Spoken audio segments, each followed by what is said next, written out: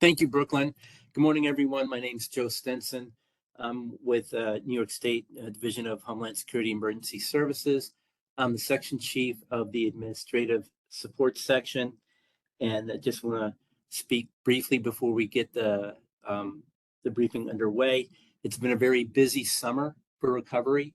We've had at least 4 weather incidents that have prompted us to do preliminary damage assessments.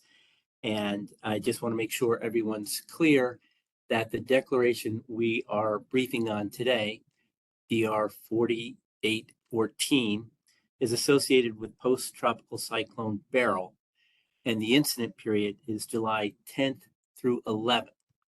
That means any damages you're claiming had to have occurred during that incident period, and there's 5 declared counties in this disaster so far. We'll go over those in the briefing, but briefly, they are Cortland, Essex, Hamilton, Lewis, and St. Lawrence. So any damaged facilities you're claiming reimbursement for would have to be in one of those declared counties. And I'll turn it over now. We have a number of slides to present to you that go over the process and the eligibility requirements for FEMA's Public Assistance Program. And at the end of the presentation, we will open up for questions and answers. Please use the chat box to type your questions in there. And when we get to the end of the presentation, we'll read those questions out loud and answer them live. And with that, I'll turn it back over to our narrator, who I assume is Jim Serqua, and we can get started. Thank you, Joe. You are correct. Good morning, everybody.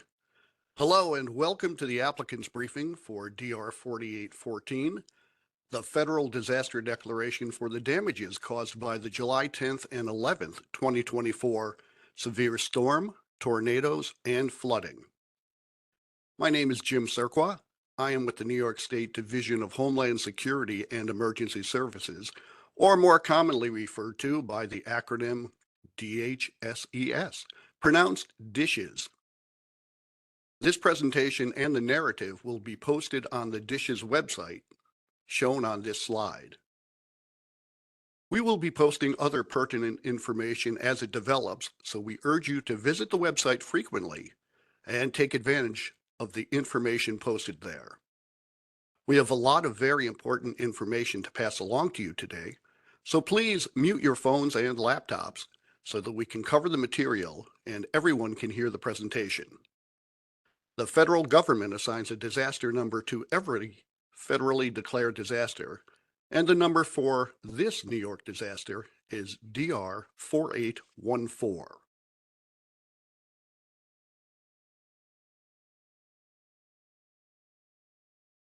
There are some very important regulatory deadlines that must be met by applicants. Many of these deadlines are triggered by the declaration date. For DR 4814, that date is August 29, 2024. We will cover these deadlines later in this presentation. The incident period for DR 4814 is July 10, 2024 through July 11, 2024, which means that all damages must have occurred on those dates and be a direct result of that flooding to be considered for eligibility by FEMA. In addition, certain emergency protective measures taken in anticipation of the storm may be eligible, even if they were performed prior to the incident period. The federal cost share is set at 75%, which means applicants will incur a 25% local cost share on their projects. While in many past disasters, the state has picked up a portion of the local share, this decision has not been made at this time. The FEMA Public Assistance Program and Policy Guide, commonly referred to as the Papa G, in effect for DR 4814, is version 4. Papa G version 4 can be found on the FEMA.gov website, the DISHES website, and in the Resources tab of FEMA's Grants portal. Papa G version 4 is over 200 pages with another 50 pages of appendices. Please carefully consult the sections relevant to your projects. This slide shows the key personnel assigned to manage DR 4814. Lai Sun Yi has been assigned as the Federal Coordinating Officer. DISH's Commissioner Jackie Bray is the Governor's Authorized Representative and State Coordinating Officer. DISH's Deputy Commissioner of Disaster Recovery Programs, Rayana Gonzalez, is the alternate Governor's Authorized Representative and Deputy State Coordinating Officer. And Abby Kiley is the Disaster Assistance Manager, or DAM. This map shows the counties declared for DR 4814. As you can see on the map, Cortland, Essex, Hamilton, Lewis, and St. Lawrence counties have validated damages over their county thresholds. What is public assistance? The key is to remember that the FEMA Public Assistance Program is a reimbursement program that provides financial assistance to eligible applicants recovering from the impact of the declared event, DR 4814, for the severe storm, tornadoes, and flooding. Proper documentation of the work performed will be crucial to an effective and timely reimbursement process. This slide shows the FEMA Public Assistance process steps. We are now in the applicant's briefing phase and will cover the remaining process steps in this presentation. Please note that in August 2024, FEMA implemented immediate needs funding due to the low funding balance in the Disaster Relief Fund. Until Congress authorizes additional funding for the Disaster Relief Fund, FEMA will only obligate projects for ongoing life-saving or life-preserving projects. FEMA will continue to develop all other projects, but will not obligate them until Congress has added funds to the DRF and immediate needs funding is lifted. The submission of the request for public assistance, commonly referred to as an RPA, is one of the most important steps for applicants.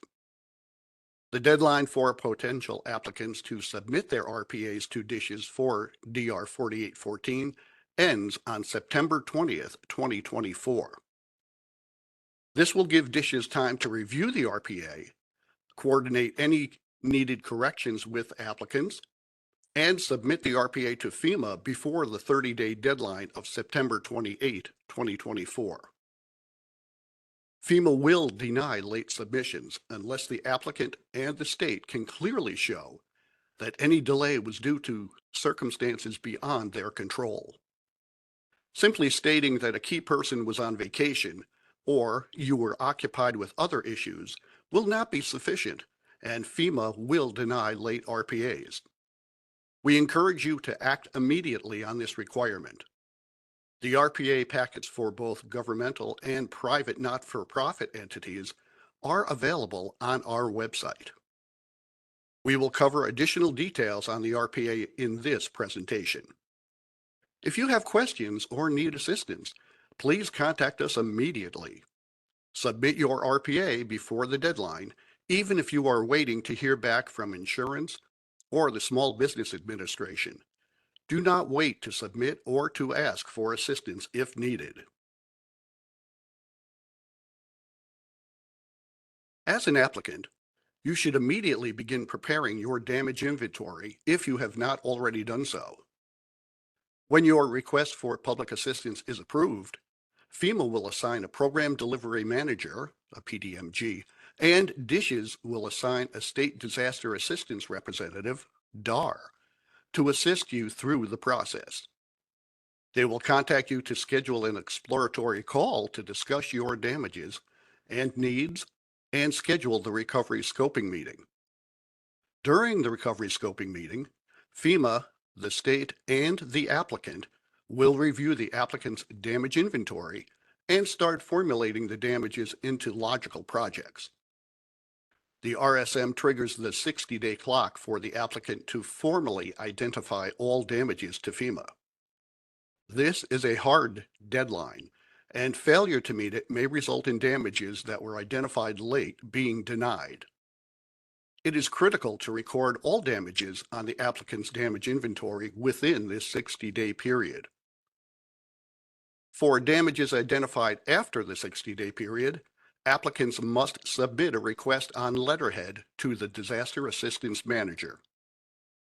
If there are valid reasons that precluded the timely identification of all damages, such as inaccessible damage sites, you must notify your FEMA state team immediately to arrange assessments of those sites as soon as possible. Please be aware that oversights, competing priorities, staff turnover, and poor record keeping or other circumstances within the applicant's control generally will not justify the addition of damages identified after the 60-day deadline. Applicants should already be undertaking a comprehensive survey of the damages and costs they incurred as a result of this disaster. For DR 4814 Category A and B projects, will be submitted using FEMA's streamlined application process in Grants Portal. FEMA's goal is to conduct the exploratory call within 7 days of assigning a PDMG and to conduct the recovery scoping meeting within 21 days of the exploratory call. We will now cover eligibility criteria for DR 4814. This pyramid shows the tiers of eligibility. All 4 tiers must be eligible to obtain FEMA funding. We will cover all of these, starting with the bottom tier, eligible applicants. This slide shows the types of eligible applicants under the FEMA Public Assistance Program and should help you identify which category your organization falls into. State, local, and tribal applicants require only basic documentation to file their RPA. For private nonprofit organizations, commonly referred to as PNPs, FEMA requires additional documentation. To begin with, PNPs must also provide documentation that shows they own or operate an eligible facility where eligible services are performed within a declared county to be an eligible applicant. I will cover the difference in the 2 types of PNPs next. This slide shows examples of nonprofit organizations, or PNPs, considered critical as they perform services of a governmental nature. Eligible critical services are shown in the Papa G version 4, page 45.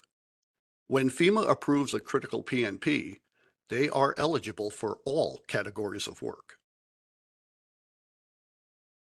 This slide shows examples of PNPs considered essential but not critical.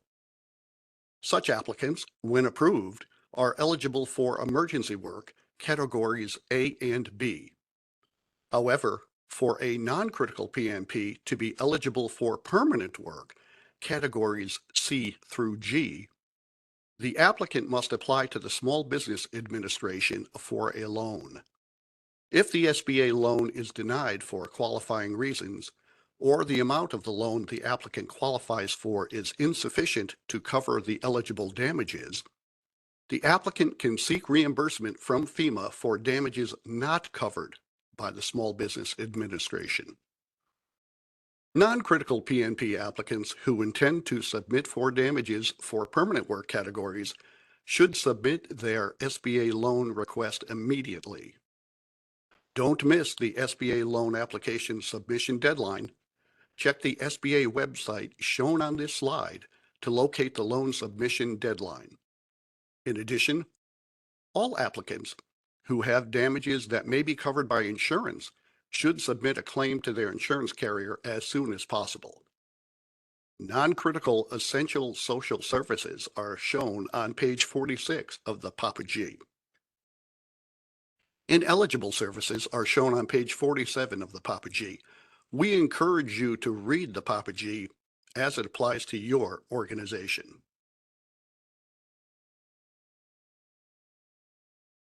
This slide shows the minimum required documentation that must accompany the RPA packet for all private nonprofit applicants. Applicants must identify the eligible services provided at their facility. Eligible PNP services are listed in the Papa G version 4.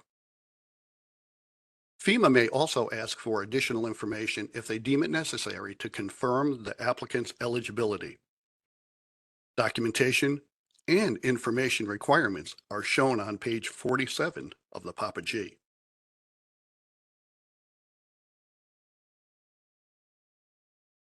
The next tier of eligibility is the facility. Facility is defined as any publicly or PNP-owned building, works, system, or equipment, or certain improved and maintained natural features. Unimproved areas, such as fields or natural stream banks, are not eligible.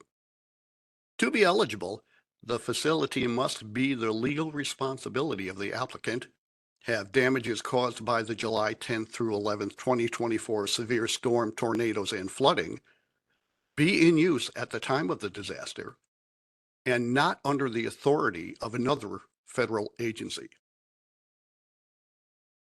For Federal Highway Administration, or FHWA roads, however, FEMA will cover eligible debris removal and emergency protective measures if not covered by FHWA. For a PNP facility to be eligible, the facility must have been in use for an eligible purpose at the time of the declared event. For work to be eligible for the FEMA PA program, it must be required as a direct result of the declared disaster, the legal responsibility of an eligible applicant, located in a declared county, completed within regulatory timeframes, which we will cover in the next slide, and authorized in the declaration.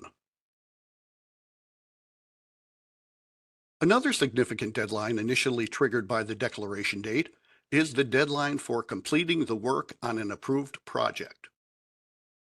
This is referred to as the activity completion deadline, also known as the period of performance. For emergency work categories A and B, applicants have 6 months from the declaration date to complete the approved scope of work. New York State can grant an additional 6-month extension for emergency work for a total of 12 months from the declaration date. For permanent work categories C through G, applicants have 18 months from the declaration date to complete the approved scope of work. New York State can grant an additional 30 months for a total of 4 years from the declaration date. Temporary facilities are normally approved by FEMA for 6 months. New York State cannot grant time extensions for temporary facilities. All requests for time extensions within the state's authority must be submitted in Grants Portal by clicking on the Request Extension link under the activity completion deadline in your project. You will be prompted to provide the justification for the time extension. All requests for time extensions that exceed the state's authority must be submitted in writing to the dam and will be forwarded with the state's recommendation to FEMA for determination. Such requests must provide documentation of delays beyond the applicant's control, a detailed justification for the delay, status of the work, and a project timeline with a projected completion date. Please remember that the activity completion deadline or period of performance is solely for completing the approved scope of work on the project. Project submission deadlines and closeout deadlines are addressed elsewhere in this presentation. See Papa G pages 196 through 197. This slide shows the categories of work under the FEMA PA program. As you can see, they are broken into 2 major categories: emergency work, categories A and B, and permanent work, categories C through G. Debris removal may be eligible when the debris presents an immediate threat to public safety or improved property, such as trees and branches in a public road. FEMA requires detailed information, and FEMA environmental specialists will review these projects to look for compliance with the National Environmental Protection Act and other environmental laws, policies, and executive orders.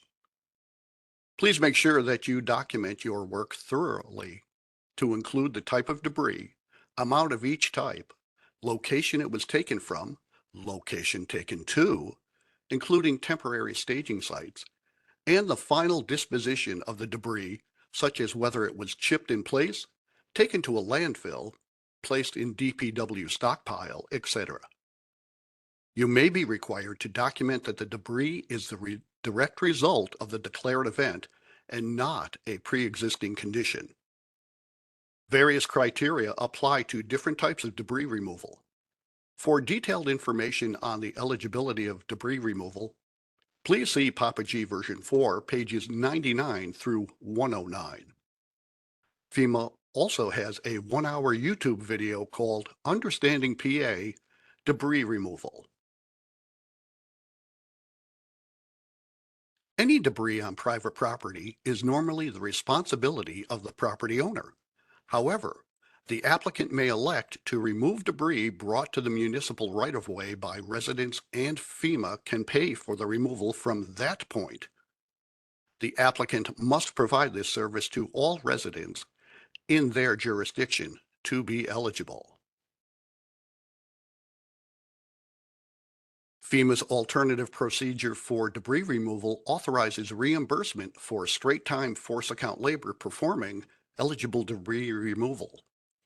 Just include such cost in your streamlined project application.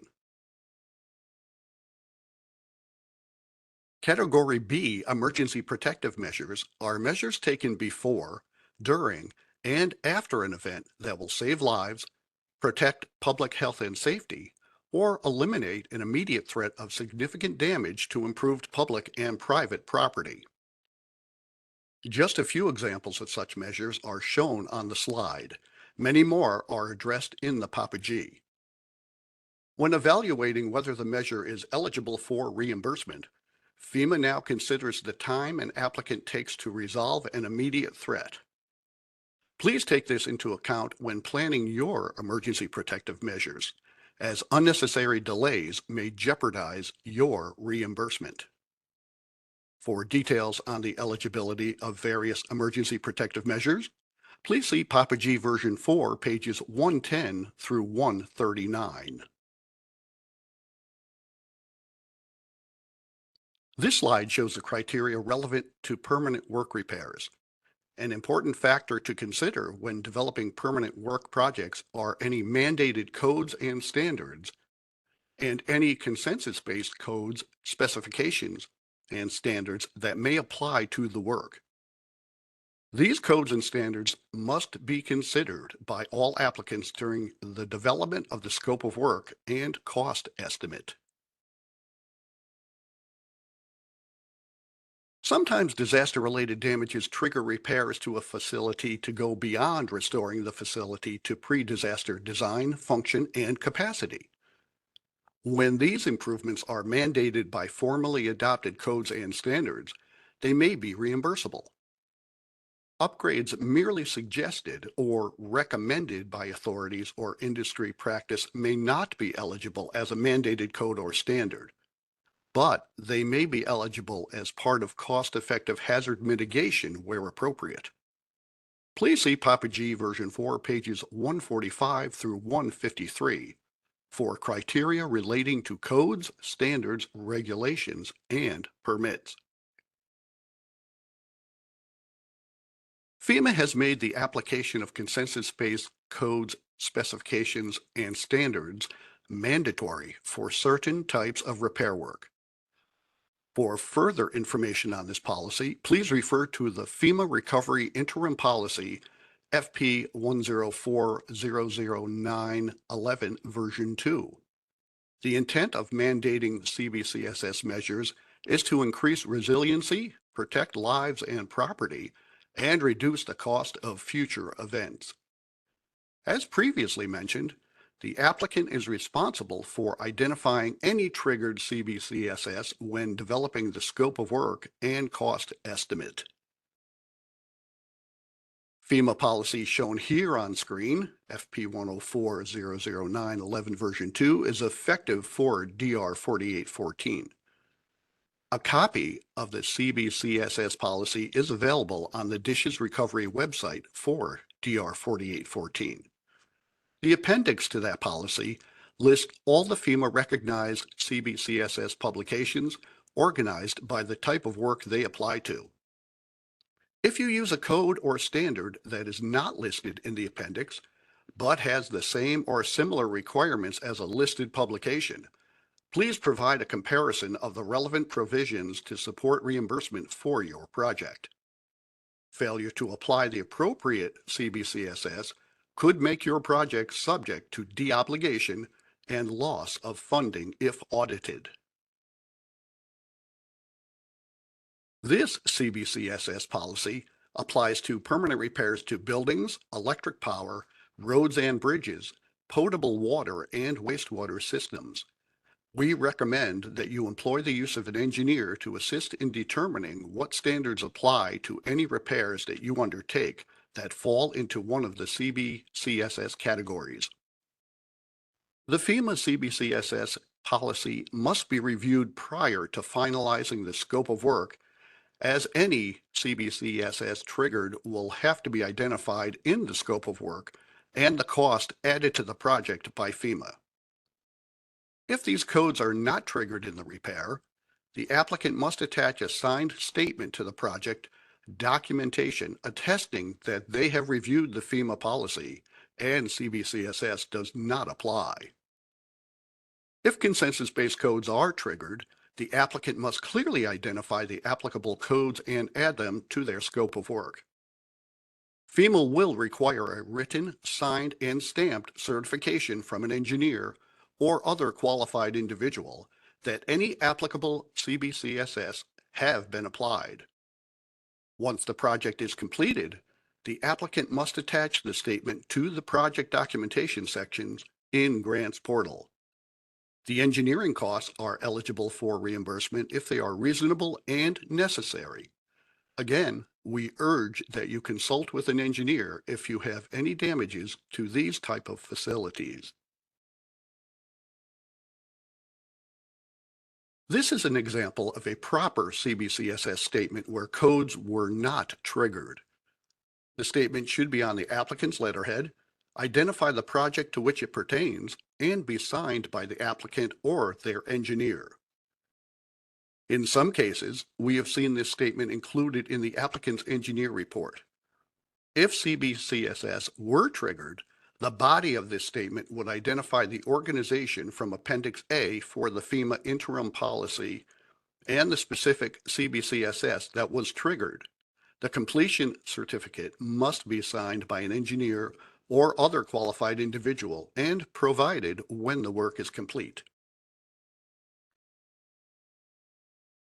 The first category of permanent work is Category C, which covers repair or replacement of roads and bridges. It may include facilities that are adjacent to damaged roads like sidewalks, streetlights, culverts, or drainage channels.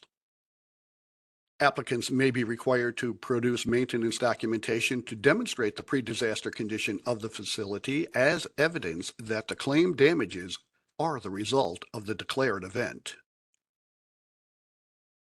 The FEMA Public Assistance Program does not cover the cost of permanent repairs on FHWA roads. The cost for eligible emergency work may be reimbursed by FEMA. New York State DOT is responsible for coordinating repairs on FHWA roads and requesting emergency relief, or ER, from FHWA. Please coordinate with NYSDOT Regional ER Coordinator for any damages on FHWA roads. FEMA policy, Public Assistance Guidance on Inundated and Submerged Roads, FP 104-00913, clarifies the eligibility of funding for public roads inundated by floodwaters directly related to a major disaster declared under the Stafford Act. Damages must be visible to the naked eye and a direct result of DR 4814 severe storm, tornadoes, and flooding. Subsurface damages, even if validated by soil boring, sampling, or ground penetrating radar, are not eligible without visible surface damages. Any damages that appear to be traffic-induced or general deterioration, such as potholes or fatigue cracking, would be considered ineligible for FEMA's public assistance. Opening a road prematurely can cause damages by normal traffic that would not be covered by FEMA. Applicants need to allow sufficient time for saturated soil to dry out before reopening roads that have been inundated. Exceptions to this guidance include surface damage caused by emergency vehicles performing eligible debris removal or other emergency work necessary because of the disaster, or certain permanent work repairs as related to closed basin flooding. A copy of the Public Assistance Guidance on Inundated and Submerged Roads policy is available on the Dishes Recovery website under DR 4814 webpage. Private roads, including homeowners association roads, are not eligible for FEMA public assistance. The next category of permanent work is Category D, which encompasses water control facilities such as dams, levees, canals, and spillways. As with all categories of work, it is important to document damages related to the declared event and be able to distinguish them from pre-existing conditions. For example, storm runoff may contribute sediment to an engineered channel. To be eligible for reimbursement, the applicant will need to document the pre-disaster capacity of the facility and show regularly scheduled maintenance. FEMA will only reimburse for removal of the sediment directly attributable to the declared event. Maintenance logs and photographs that document the condition of a facility prior to the declared event may be helpful in establishing eligibility. Category E covers buildings and equipment, including building contents. For purposes of the Public Assistance Program, equipment refers to tangible property with a useful life of more than 1 year and a unit cost of $5,000 or more. Applicants must promptly file insurance claims for any covered property. FEMA will deduct insurance proceeds from the cost of the project. The project must meet the minimum project threshold of $3,900 after the deduction to be eligible. Category F covers public utilities such as power distribution systems, water and sewer systems, and wastewater treatment plants. The final category is Category G, which covers parks, recreational facilities, beaches, municipally owned rail systems, and any other eligible damages that are not covered by the other categories of work. Beaches must be engineered to a profile and maintained, and FEMA will require a pre-storm and post-storm profile, plus maintenance and renourishment records to consider eligibility. Special considerations cover several elements that can require significant attention to avoid jeopardizing reimbursement.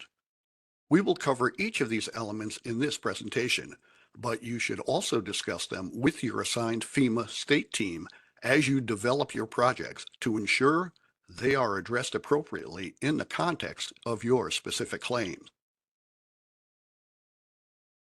FEMA environmental and historic preservation specialists perform compliance reviews on all projects to ascertain whether the applicant has met applicable federal environmental and historical preservation laws, policies, and executive orders.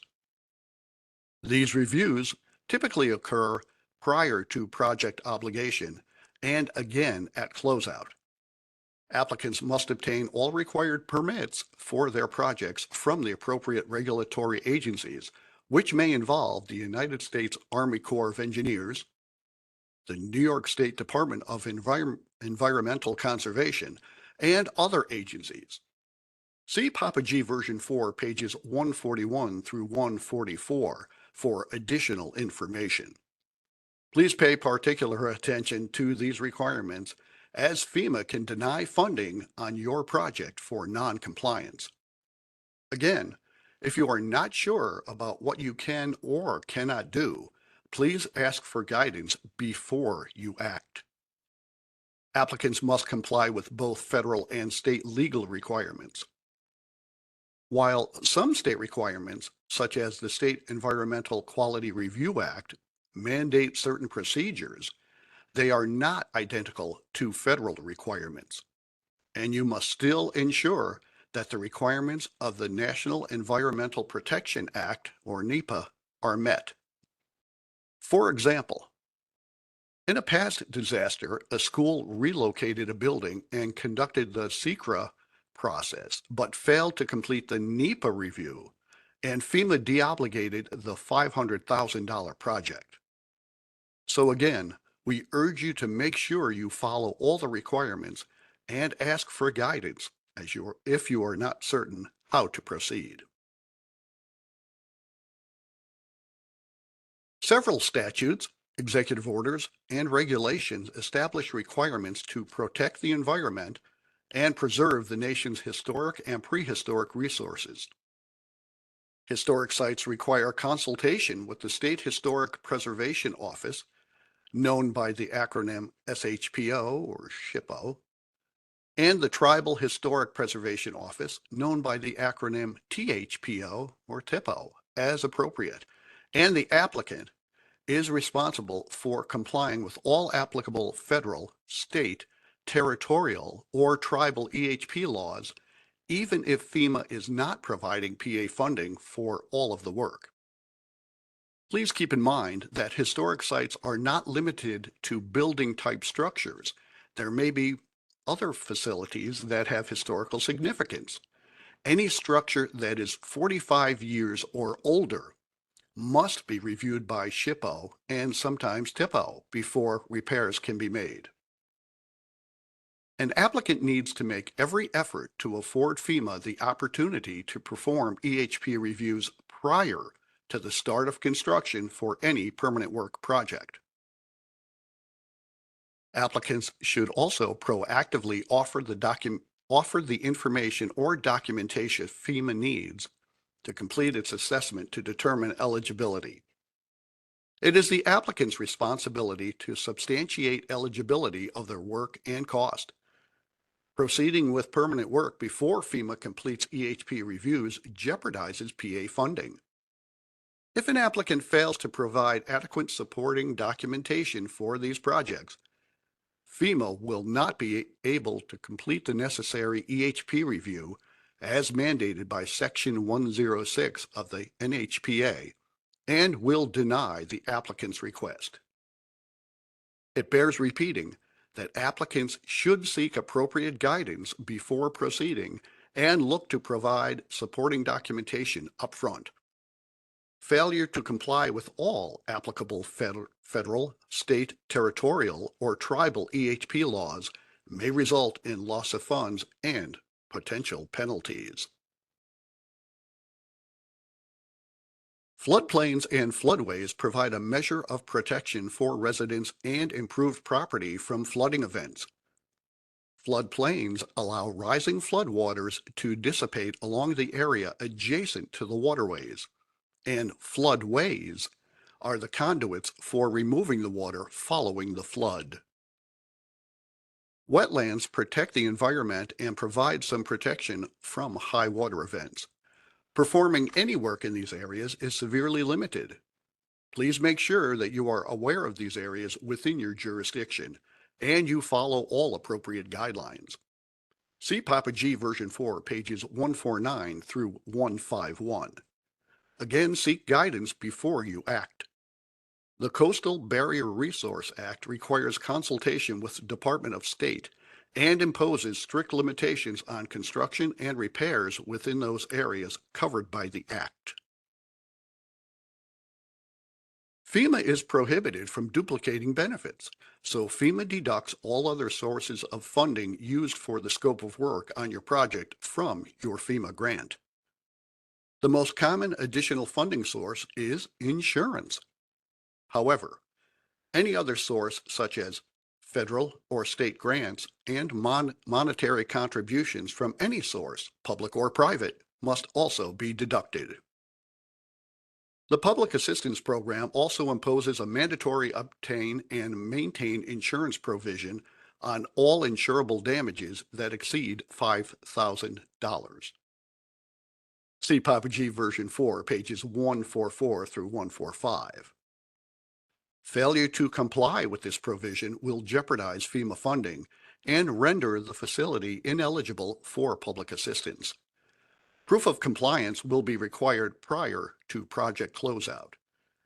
If your facility is in a floodplain, you must have flood insurance. If you do not, FEMA will take a mandatory deduction equal to what the National Flood Insurance Program would have paid.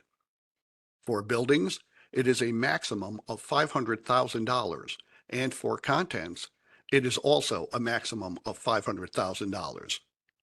Damages that occur below grade are not subject to the NFIP mandatory deduction. Again, we urge all applicants who have insurance policies to submit their claims as soon as possible.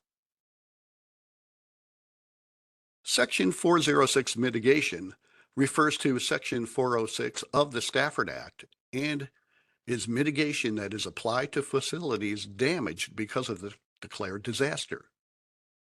This slide shows common mitigation measures, but there are many more, and the FEMA state staff can assist you in developing appropriate measures for your projects. See Papa G pages 153 through 161. Hazard mitigation has proven to be very effective in reducing damages from future events and reducing costs to applicants and taxpayers. We are strong proponents of mitigation and recommend that applicants consider applying mitigation to their permanent work projects whenever it is cost-effective and makes good sense. FEMA mitigation specialists will be available to provide guidance on developing appropriate mitigation measures. FEMA must determine that the proposed mitigation is cost-effective based on one of three criteria: the 15% rule, the 100% rule, or a benefit cost analysis. Mitigation costing 15% or less of the cost to repair in kind is generally deemed cost-effective. Specific types of mitigation identified in policy may cost up to 100% of the cost to repair in kind and still be deemed cost-effective. Finally, for facilities that are subjected to repeated damages, a benefit cost analysis may justify mitigation costs that exceed the cost to repair in kind. To evaluate cost effectiveness, the applicant must provide separate estimates for mitigation and repair in kind so that FEMA can compare them. All mitigation proposals must show they can reduce or eliminate damages from a similar event in the future. Once mitigation is approved, it becomes part of the approved scope of work of the project and must be completed. If an applicant determines that it is unable to proceed with an approved mitigation measure for any reason, the applicant must submit a request for a scope of work change to the Disaster Assistance Manager and receive approval from FEMA before you proceed with your project. Failure to comply may jeopardize your funding. Another mitigation program is found in Section 404 of the Stafford Act, which provides funding for mitigation measures that do not have to be related to damages caused by the disaster. The total funding available for 404 mitigation is based on the total damage cost of the declared disaster. Facilities throughout the state are eligible to compete for Section 404 funding, even if they are not located in a declared county. DISH's Hazard Mitigation Grant Program, HMGP, staff will provide notice of funding opportunities to all counties and guide applicants through the HMGP process. If you are interested in Section 404 mitigation opportunities or have questions, please contact our HMGP staff using the contact information shown on the slide.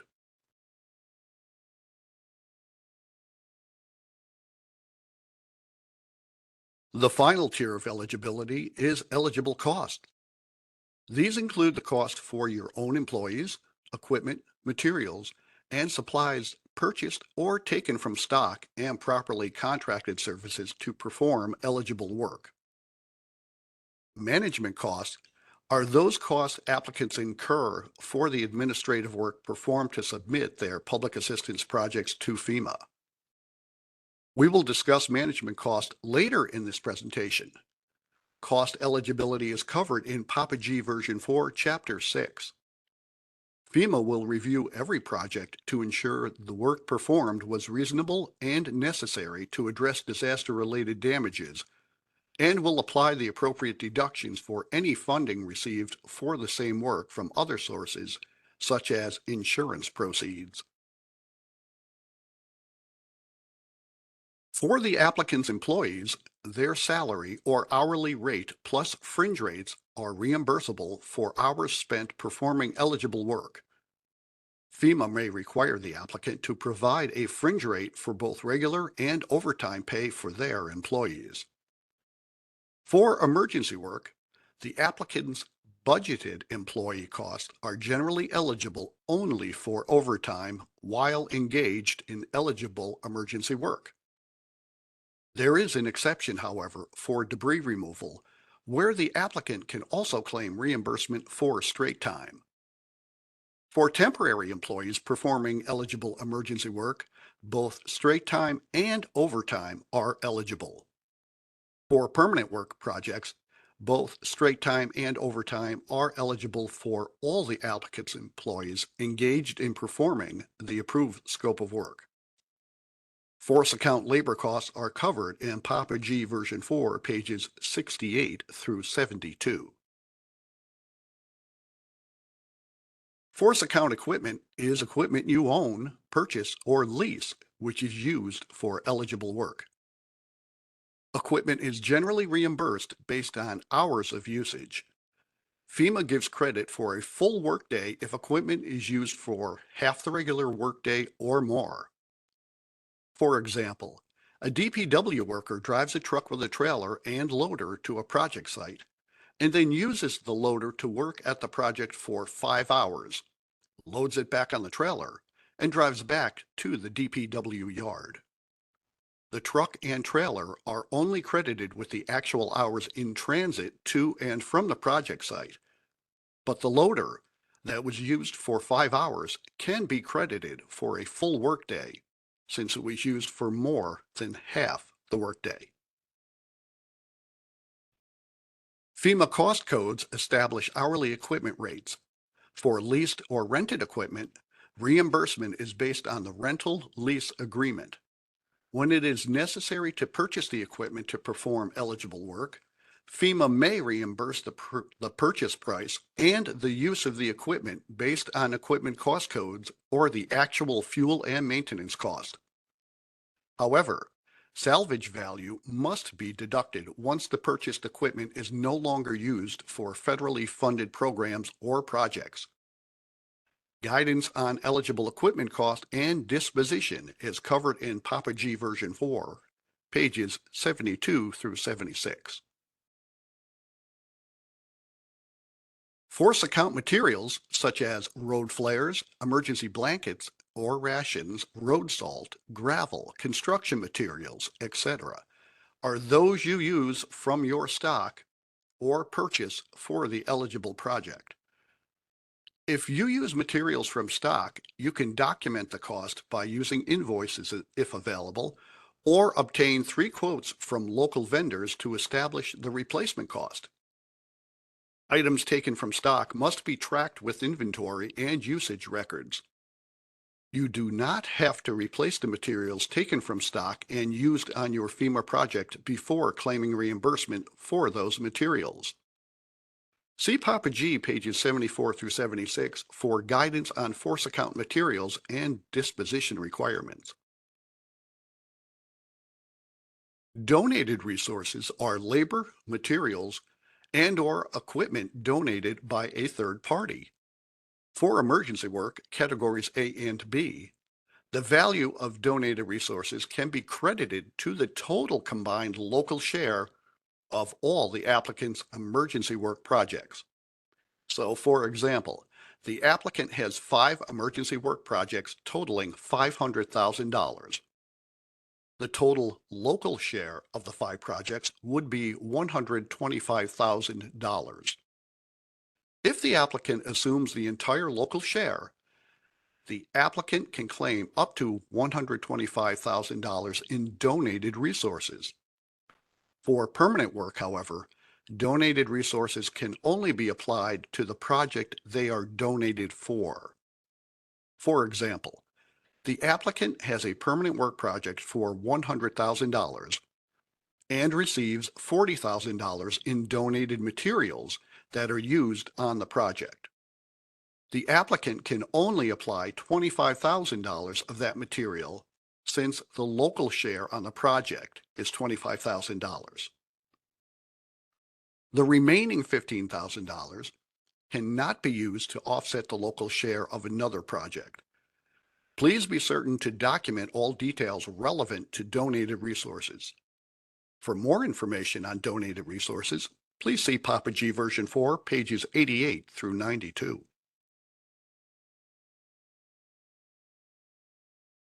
All purchases and contracts must meet all local, state, and federal procurement requirements. Please pay particular attention to mandatory contract provisions identified in 2 CFR Part 200, Appendix 2. If some procurement procedures are suspended due to an emergency declaration, FEMA will require the applicant to justify the scope and duration of the suspension. FEMA reviews purchases and contracts for compliance, so make certain your documentation is in order. Procurement and contracting requirements are covered in Papa G version 4, Chapter 8.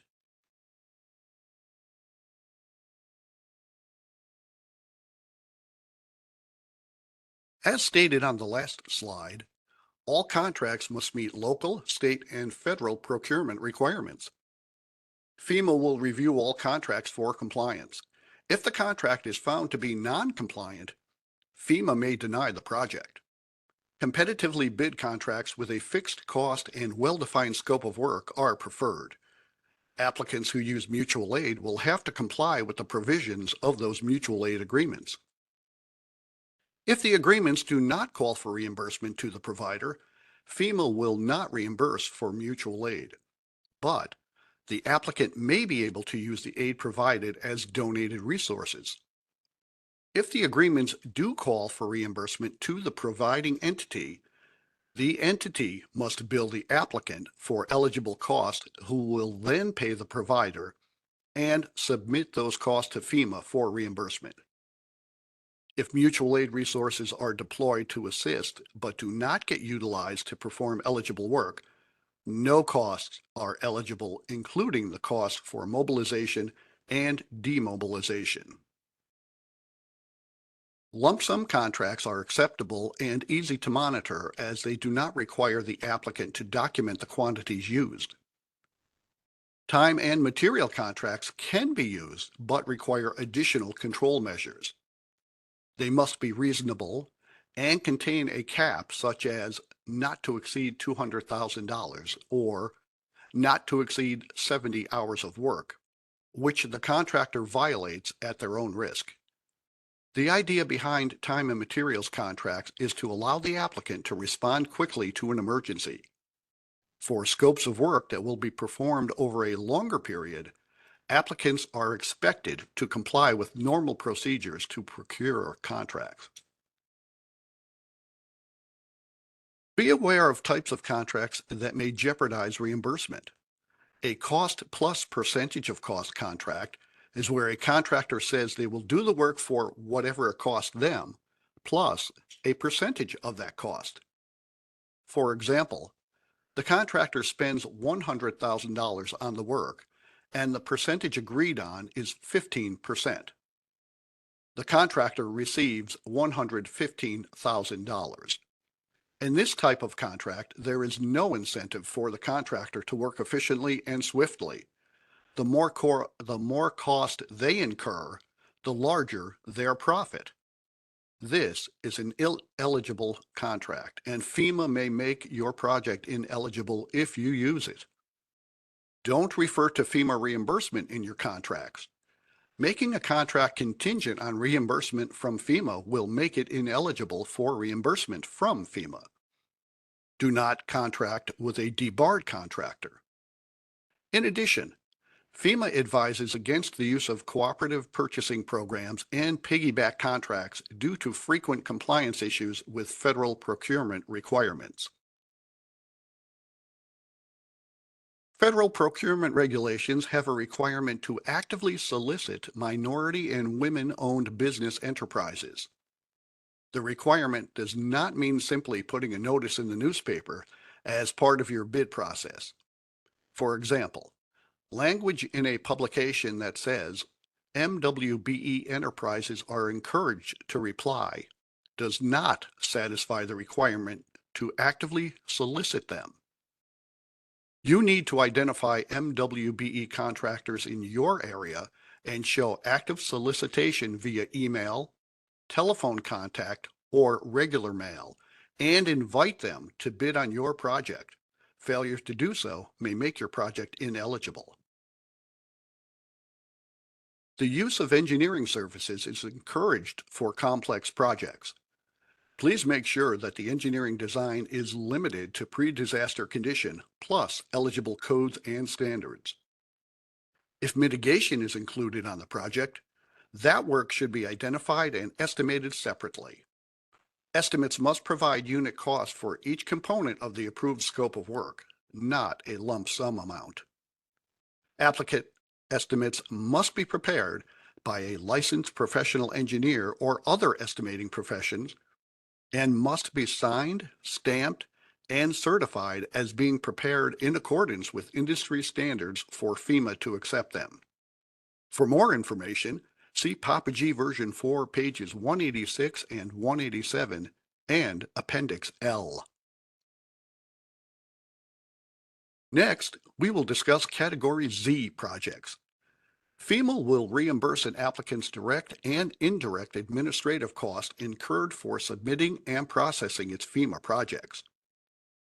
Reimbursement is based on actual, documented administrative costs and is capped at 5% of the total of your obligated projects, minus donated resources projects. Please submit your streamlined project application for Category Z management costs in Grants Portal. Applicants must submit full documentation of management costs at closeout.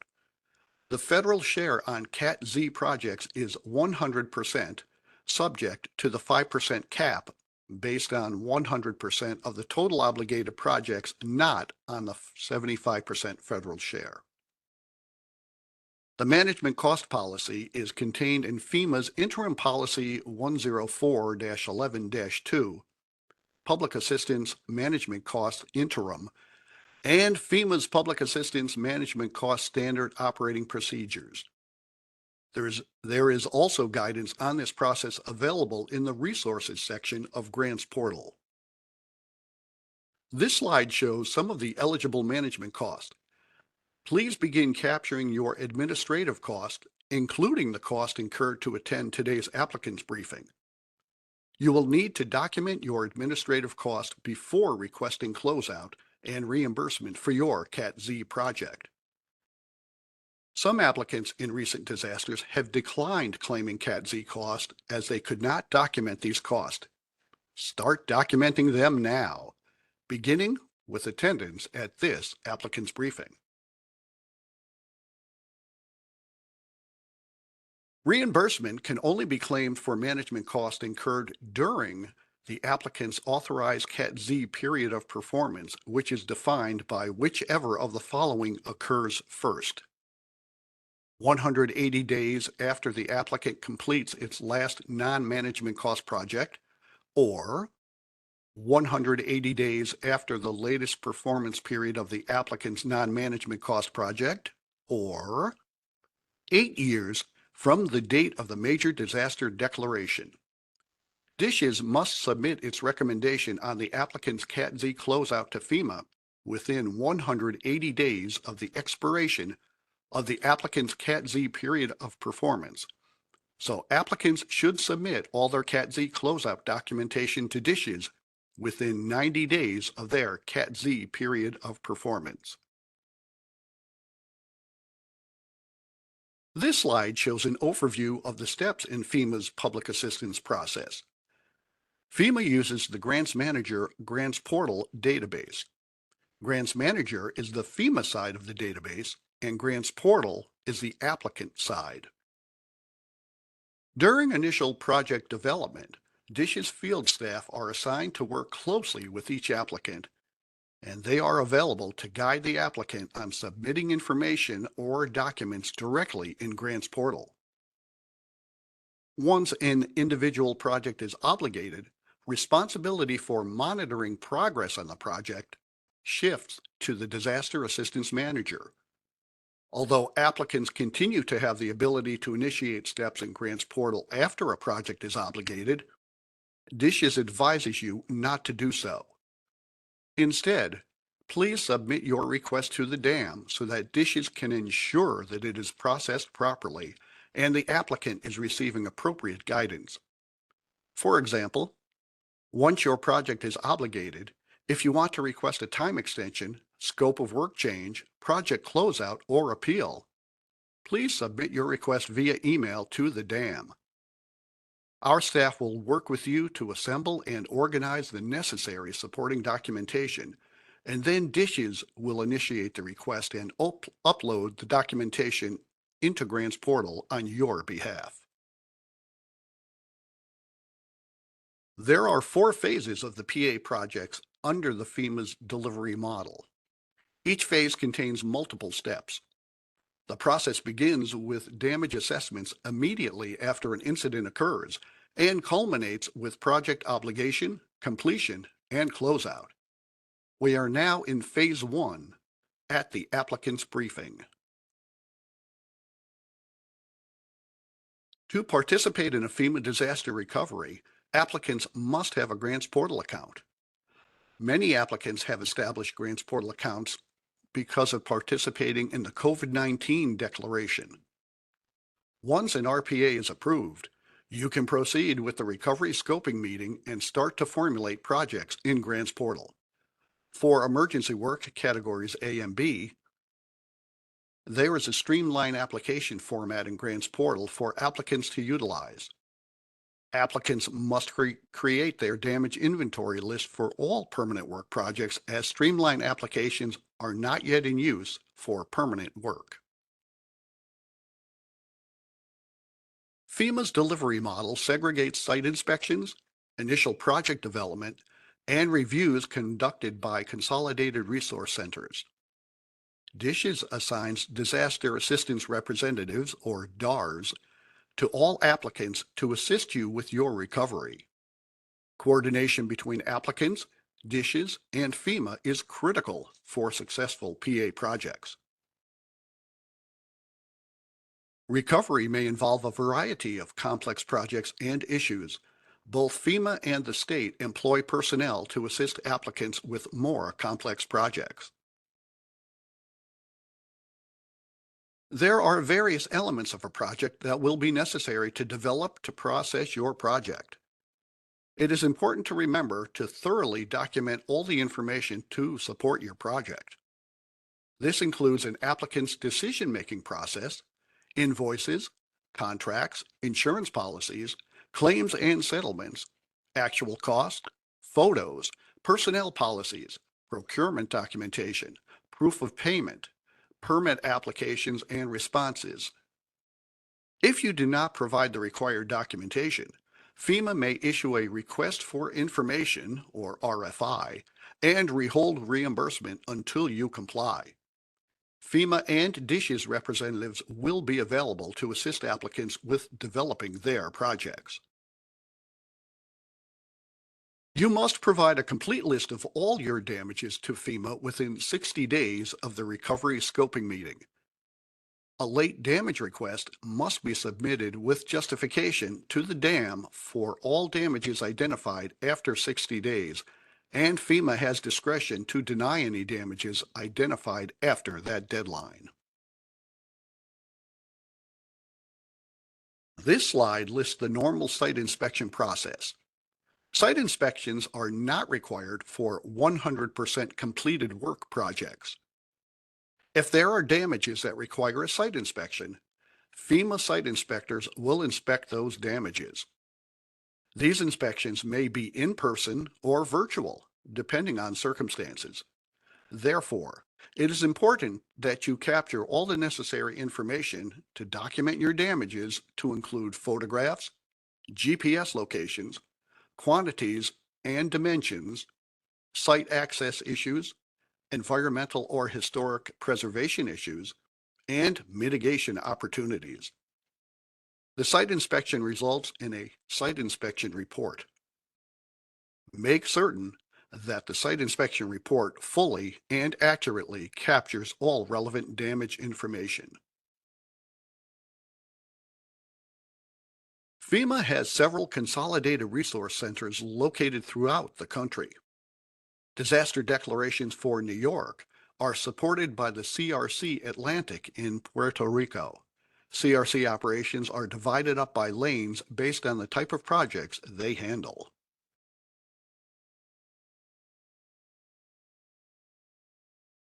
There are three methods for estimating project costs: applicant estimates, FEMA estimates, and expert panel review. We will discuss these in more detail on the next few slides.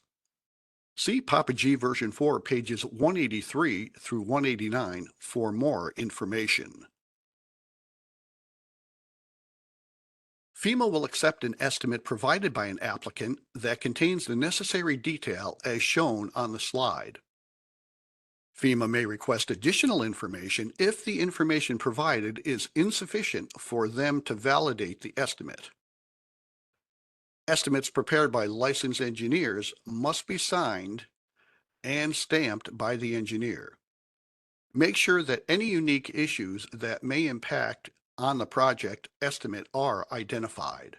For example, we had a situation where the project was estimated using a large crane, but discovered later that the crane would not access the work area, could not access the work area via the roadway, and we had to switch to a barge-mounted crane to access the site from the water side, significantly increasing the cost.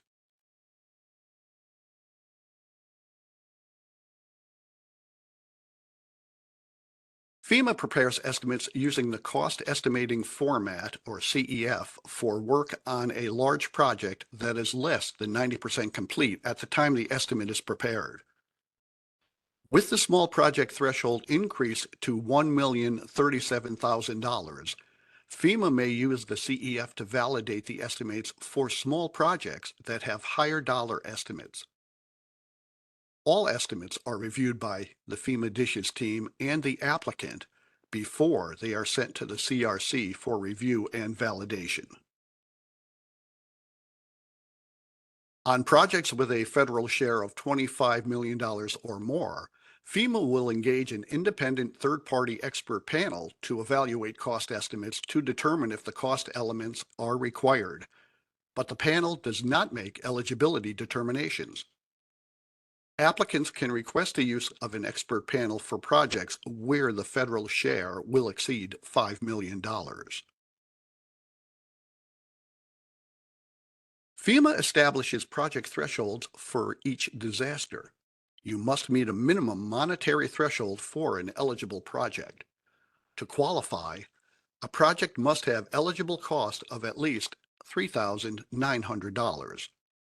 All projects are then categorized as either a small project or a large project.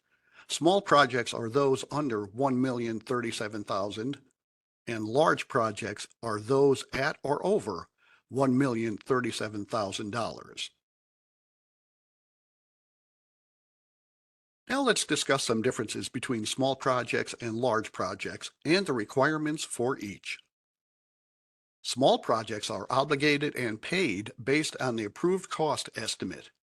Once approved, small projects are generally not amended to reflect changes in actual cost unless the applicant successfully appeals for a small project reconciliation. Applicants must promptly submit the completed P4 form to the dam as soon as the work is complete to trigger closeout of the small project.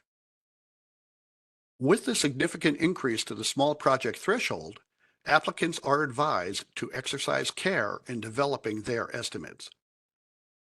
Large projects, on the other hand, must be paid based on actual cost, so they require a formal accounting process for closeout.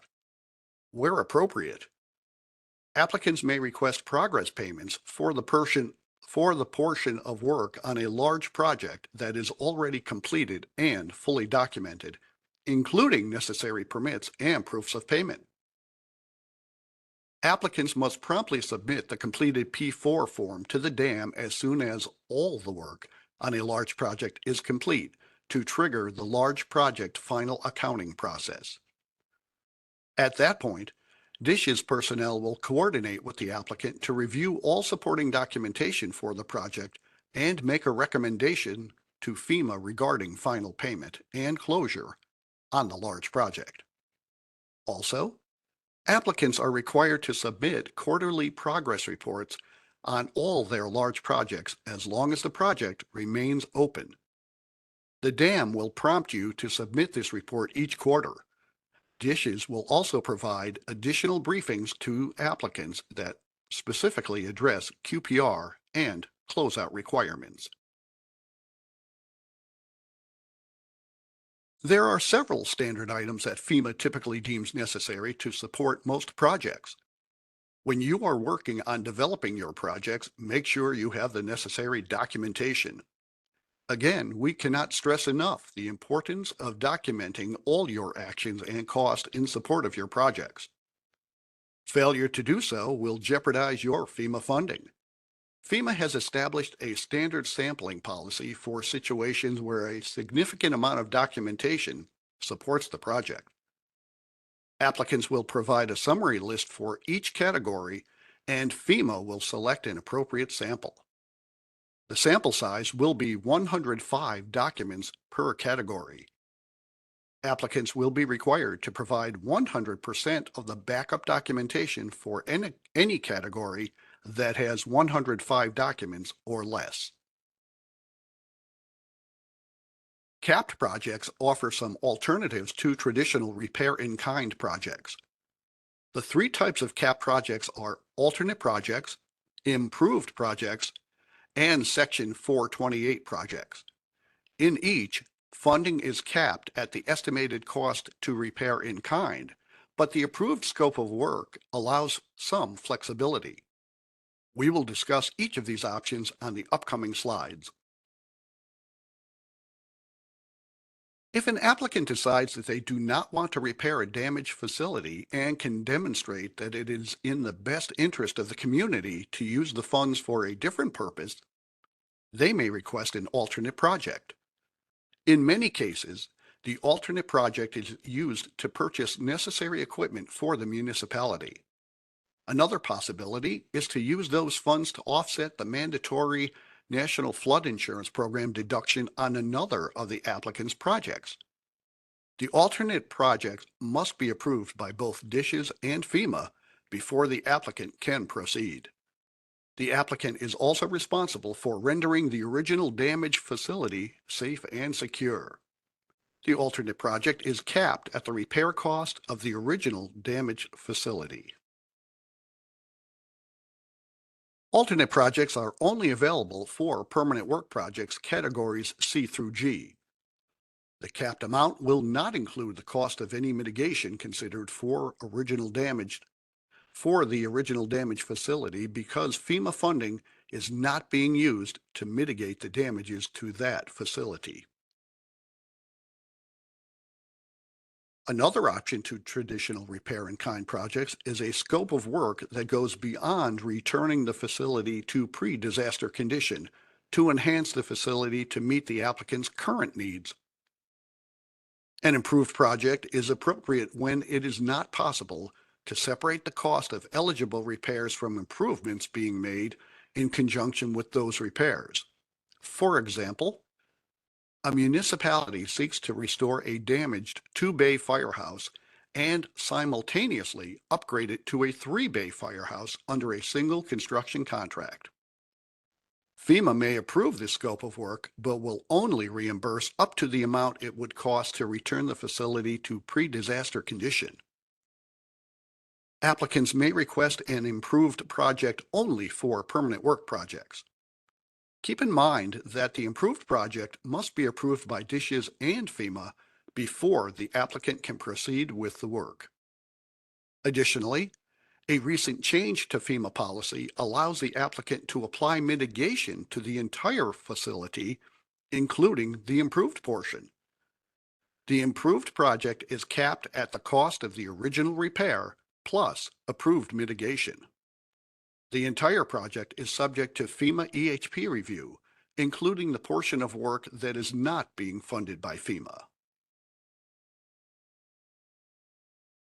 In the third and final option to traditional repair-in-kind projects, Section 428 of the Stafford Act allows for alternative procedures wherein an applicant can elect to accept a fixed cost offer from FEMA in lieu of actual cost for large permanent work projects. There are some benefits to this program, but also some downsides. On the benefit side, it allows for some flexibility in performing the repairs and does not require tracking of materials to each specific damage site. On the downside, if you run into unforeseen complications that cause you to go over budget, you cannot go back to FEMA for additional funds. If you are considering this option, please advise your FEMA state team immediately so that we may provide you detailed information before you make a commitment. Applicants must accept a fixed cost offer within 18 months of the disaster declaration date, which for DR 4814 is March 1st, 2026. The 428 program offers some flexibility regarding the use of funds.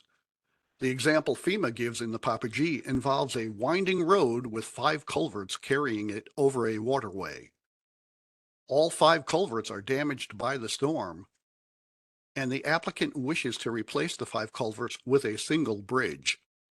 In some circumstances, this flexibility may benefit the applicant. There are some drawbacks, such as limitations on appeals, that will be discussed later in this presentation. Again, if you are interested, notify your FEMA state team so you can receive appropriate guidance prior to making your final decision. The Recovery Transition Meeting provides an opportunity for the applicant to review their projects with FEMA and DSHS field personnel to make sure that all the eligible damages and work undertaken has been captured in one or more projects and submitted into Grants Portal. It is at this point that you will be transitioned to the DSHS Disaster Assistance Manager, who will then be your primary point of contact for any further actions that may be necessary, including scope of work change requests, quarterly reports, time extension requests, closeouts, and appeals. Please submit any such request in writing via email to the DAM. DSHS will review your request and supporting documentation and will enter it in Grants Portal on your behalf. When FEMA obligates your project, You will receive a project obligation notification from Dishes in the form of an email with attachments. It will include a copy of your approved project and the P4 form you will use to certify project completion. Please make sure you promptly return this form as soon as your project is complete so Dishes can submit it to FEMA and have the project closed in the system. The project obligation notification email identifies a 60-day window for appealing of that obligation. So please review the approved versions of your projects promptly and closely when you receive the notification and make sure everything is in order. If it is not, please contact the dam immediately. All projects must be closed. Generally speaking, small projects do not require a formal accounting, but the applicant must submit the signed P4 project completion and certification form to the dam immediately when the project is complete. Please track your projects carefully and submit the P4 as soon as each project is completed. For large projects, submitting the P4 triggers a formal accounting process. The applicant must submit the signed P4 immediately upon completion of the large project and be prepared to provide all supporting documentation for that project. Please coordinate with your dam and manage your projects to ensure compliance. Dishes will offer additional briefings to applicants focusing on the quarterly progress reporting and closeout processes. The work completion date is the date an applicant physically completes the authorized scope of work. Once an applicant completes the authorized scope of work, they must promptly submit the project to Dishes for closeout by submitting and signing the P4 form to the Disaster Assistance Manager for DR 4814, that is Abby Kiley. Delay in completing the closeout process may jeopardize your FEMA funding. It is very important to adhere to the approved scope of work on your project, or you will jeopardize your FEMA funding.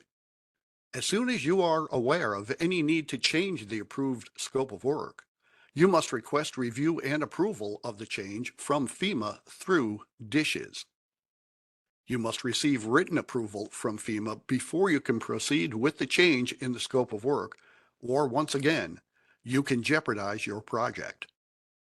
Your written request to the dam should include detailed changes to the scope and cost estimate, reason for the change, and a construction timeline or a project schedule.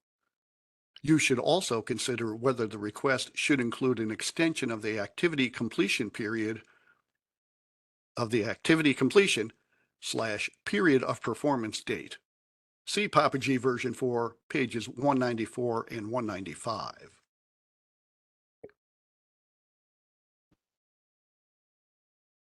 FEMA regulations impose deadlines for submission of the supporting documentation required to close a project out.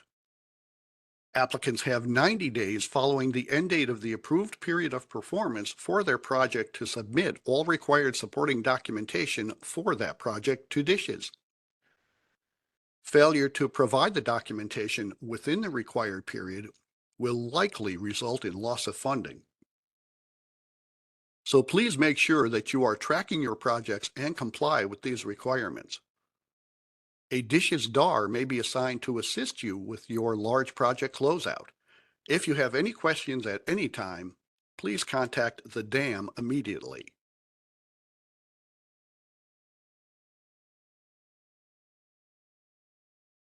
FEMA may disallow costs and recover funds based on audit or review findings during or after the performance of the project to ensure compliance with PA program requirements.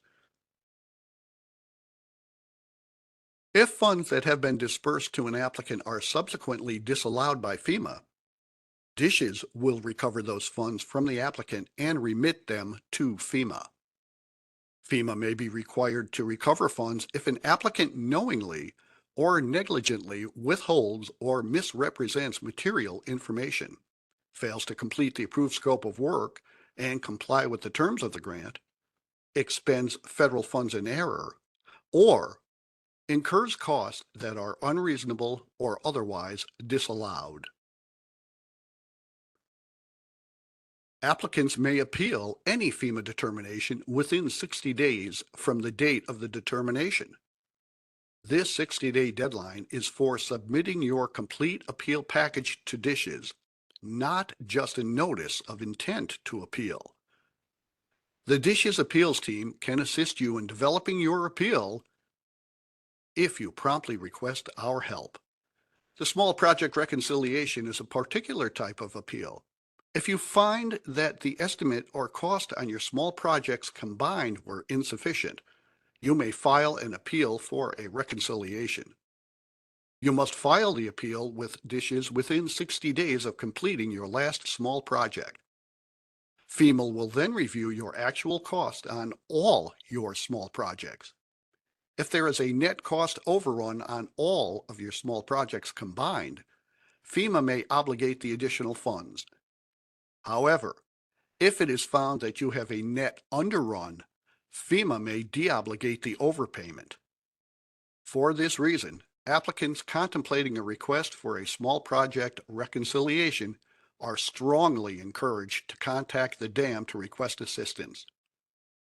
Exercising care in estimating small projects can minimize the need for these appeals, especially in view of the increase of the small project threshold to $1.037 million. FEMA may transmit a determination memorandum or letter via any method that confirms receipt, such as grants portal, certified or return receipt mail, or an email with read receipt acknowledgement. Accepting a Section 428 project limits the applicant's right to appeal that project. If you are considering a Section 428 alternative procedures project, please confer with DISHES staff regarding the parameters of 428 projects before making a commitment.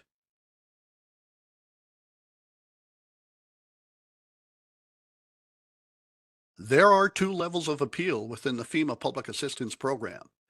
The first level of appeal is to the FEMA Regional Administrator, which in our case is Region 2 with offices in New York City. The second level of appeal is available if the first appeal is unsuccessful and it goes to the FEMA Assistant Administrator for the Recovery Directorate in Washington, D.C. An applicant can elect to go to arbitration in lieu of second appeal if certain criteria are met. Please discuss this option with the DISHES appeal team if you are interested. While the applicant can elect to have legal counsel and expert witnesses in arbitration, those costs are not reimbursable. Applicants pursuing arbitration must file their petition directly with the Civilian Board for Contract Appeals, not with DISHES or FEMA. Please consult the board's rules if you are considering arbitration. Again, the DISHES appeal team is available to assist when promptly requested. Here are some pitfalls to avoid. Please make sure that you follow all the procedures, guidelines, and regulations, and as we have said through this presentation, if you are not sure of something, raise the question to your dam and get an answer before you proceed.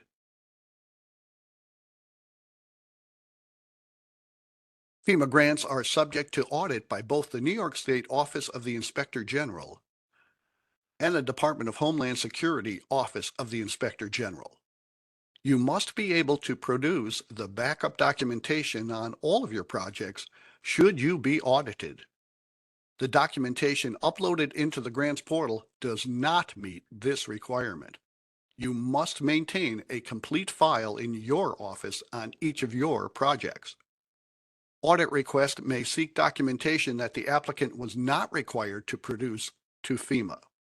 For example, if FEMA's sampling policy was used for validation, the applicant may not have provided all backup documentation to FEMA. But in the event of an audit, the applicant must produce all backup documentation if requested, or risk jeopardizing their funding. This includes, but is not limited to, acceptable proof of payment for all claimed costs. So what's next? You will need a grants portal account. Submit your request for public assistance, an RPA, so DISHES can create an account for you. If you do not already have one, you will also need a unique entity ID, or UEI. If you do not already have one, please go to sam.gov to obtain one. Once you have these, you can submit your RPA. Once your RPA is approved, FEMA and state personnel will be assigned to assist you in the development of your projects for DR 4814. Here is DISH's office contact information if you have any questions. I will leave that up on the screen for a moment.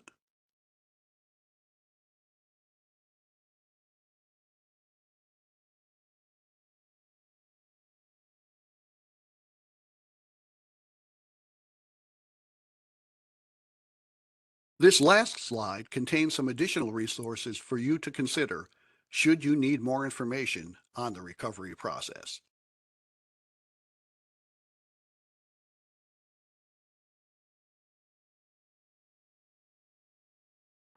And with that, on behalf of FEMA and the state of New York, we look forward to assisting you in pursuing reimbursement under the Public Assistance Program. I will now turn it over to my colleagues, Brooklyn Everett and Joe Stinson, who will moderate the Q&A portion of this program. Thank you, Jim. I appreciate that. Great job narrating this presentation. Thank you also, Brooklyn, for hosting the presentation today. Again, I'm Joe Stinson, Section Chief of the Administrative Support Section.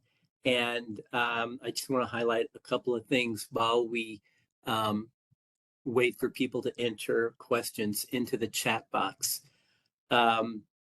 As Jim pointed out, it's imperative that you submit your request for public assistance, or RPA, right away.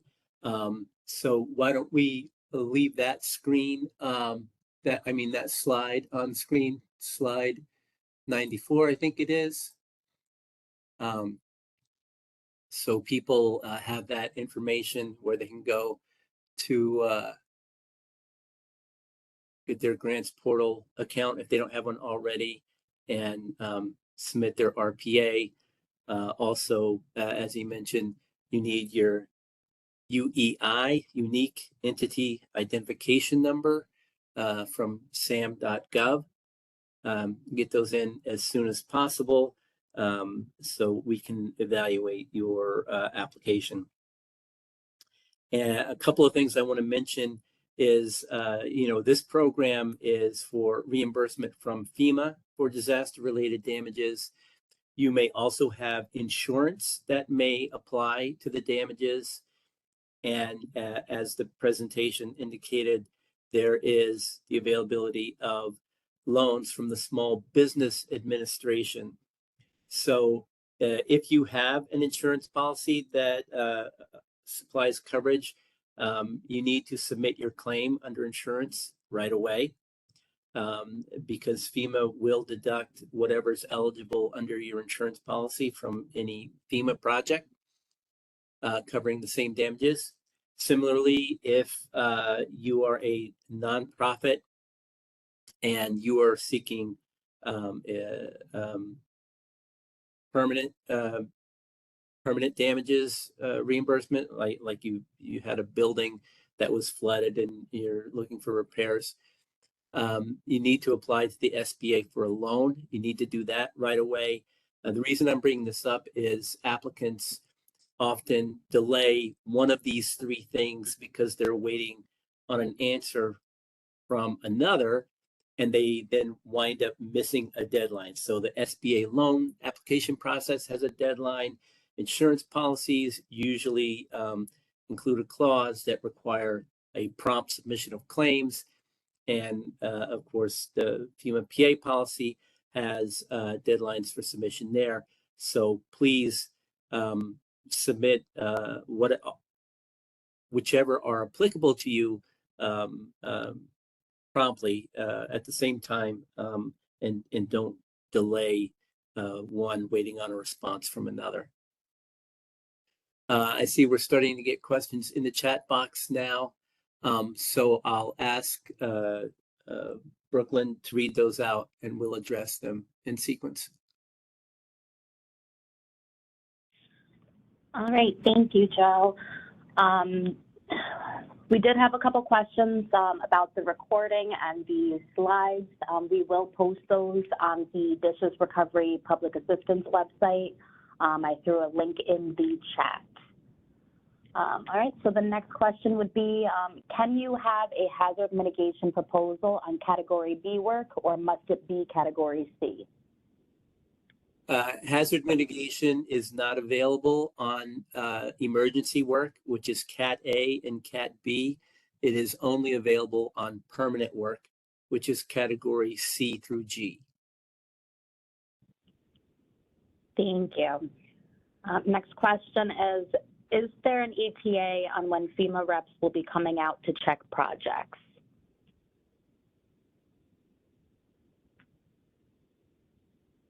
There's not a definitive schedule for that yet, but as applicants get their RPAs approved, there will be outreach to the individual applicants to start scheduling their meetings with FEMA.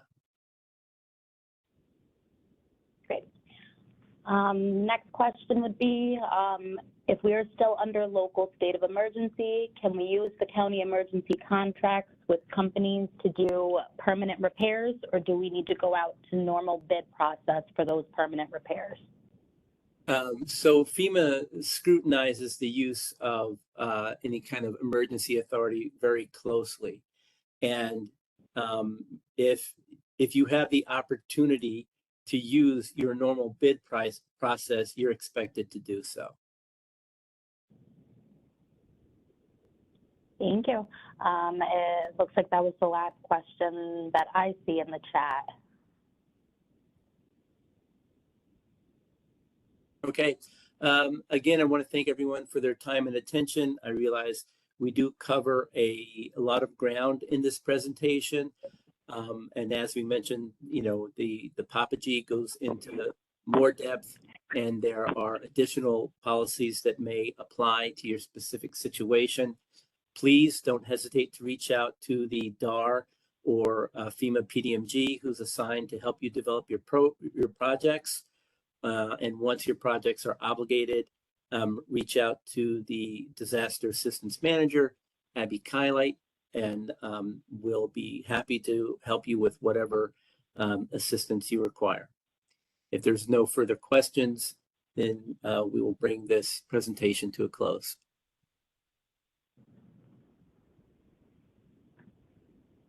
Nope, I've seen no additional questions in the chat. All right. Thanks again, everybody. Have a wonderful day. Thank you, everyone. This concludes today's applicants briefing. You're free to drop.